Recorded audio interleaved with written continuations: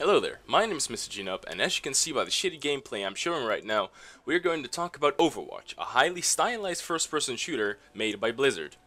Now the game itself doesn't really have a story mode, but it does have a little bit of backstory shown through a bunch of cinematics. We are not going to talk about character-specific lore just yet. First we're going to talk about the general story behind the game. The game takes place in a future Earth where humans and sentient robots called Omnics live together in peace. However, knowing pretty much every robot movie or game, the robots are going to break the first law and rebel against their creators. Over 30 years before the event of the game, factories called Omniums reprogrammed themselves to create military versions of these Omnics to begin their uprising. And this is where the war against human and robots broke out. To counter the uprising, the United Nations created a peacekeeping force made out of the most elite soldiers and scientists from all over the world called Overwatch. Their job was to counter rogue Omnics and to stop the Omniums from creating more. Over the next 30 years, Overwatch became a vast coalition of the top tier scientists and soldiers. But the bigger the company, the bigger the chance of corruption.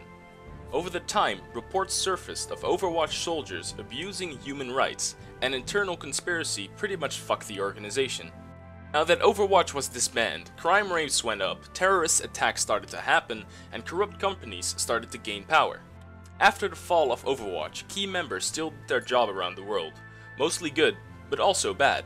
Reaper, formerly known as Gabriel Rise and former head of Overwatch, joined a terrorist group called Talon. Obviously, this is quite suspicious.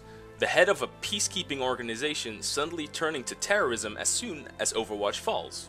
Soldier 76, a vigilante, formerly known as Jack Morrison, was also a high-ranking officer in Overwatch, and Gabriel's former friend thought the same thing and waged a one-man war.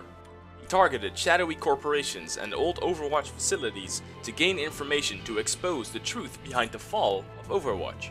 Well, that was pretty much the story behind Overwatch.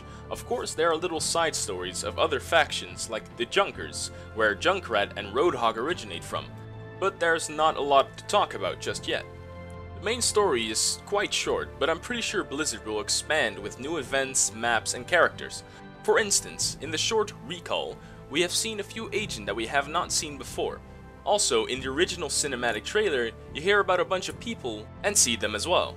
Even though I'm not very good at the game as shown by the shit gameplay I provided, I'm still looking forward to how the story goes over the next few years. I've heard a lot about how great the story in World of Warcraft is, so I have high hopes for this game as well. Hope you enjoyed this little video, and see you on the flip side.